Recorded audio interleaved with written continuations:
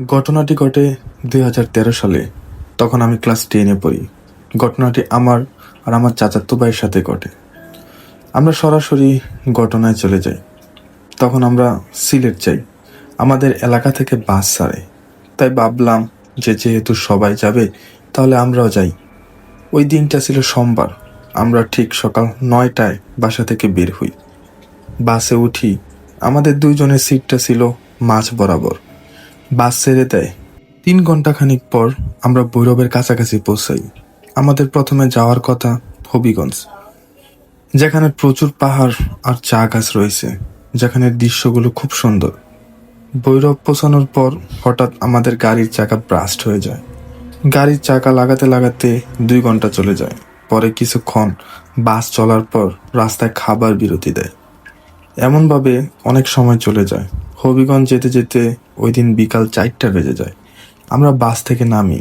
আমাদের 1 ঘন্টা 30 মিনিট সময় দেওয়া হয়েছে পাহাড় ঘুরে দেখার জন্য।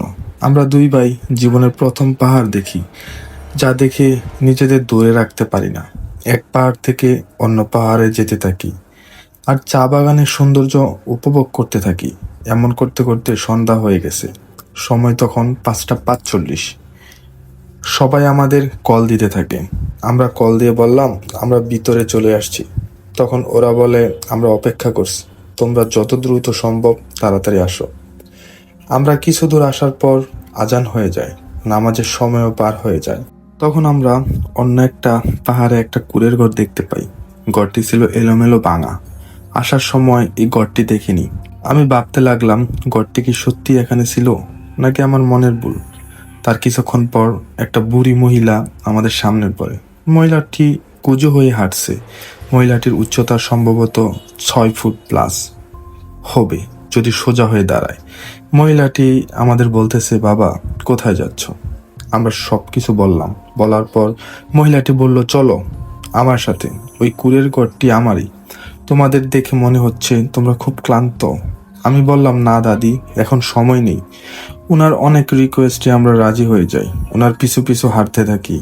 আমার ছোট ভাই হঠাৎ আমাকে ইশারা দেয়। আমি প্রথমে বুঝতে পারিনি। পরে সেই ইশারায় দেখায় যে বুড়ির পাগুলো উল্টো অবস্থায় ছিল। তখন ছিল অনেকটা অন্ধকার, তবে চাঁদের আলোয় একটু একটু দেখা যাচ্ছে। আমার ভয় ঢুকতে থাকে। আমি তখন বুঝতে পারি এটা মানুষ না, আজ হয়তো আমাদের শেষ দিন। আমি নিজেকে কন্ট্রোল করতেছি, ছোট ভাই সাথে আছে তাই। তখন ভাবতে লাগলাম যে বুড়িটিকে না করব, বুঝতে পারছি না কি করব। শরীরে তেমন শক্তি পাচ্ছি না। সামনে তাকিয়ে দেখি যে বুড়ির ঘরের ঠিক আশেপাশে চলে এসেছি আমরা। আর একটা কথা বলে রাখি, বুড়ির ঘরের 100 মিটার আগে একটা ইজল গাছ পড়ে। ইজল গাছটার কাছে আসতেই হঠাৎ চারপাশ অস্বাভাবিক নীরব হয়ে গেল। ঝিঝি পোকার ডাক, বাতাসের শব্দ, সব যেন এক মুহূর্তে থেমে গেল। আমার বুকের ভিতর বুক বুক শব্দটা স্পষ্ট শুনতে পাচ্ছিলাম। ছোট ভাই আমার হাত শক্ত করে ধরে ফিসফিস করে বলল, ভাই পিছনে তাকিও না। আমি সাহস করে সামনে তাকিয়ে রইলাম, কিন্তু হঠাৎ লক্ষ্য করলাম বুড়ি আর হাঁটছে না। সে আমাদের থেকে কয়েক হাত দূরে দাঁড়িয়ে আছে, অথচ তার শরীর একটু নড়ছে না। শুধু মাথাটা ধীরে ধীরে 180 ডিগ্রি ঘুরে আমাদের দিকে তাকালো। চাঁদের স্লান আলোয় তার মুখটা স্পষ্ট হতে শুরু করলো।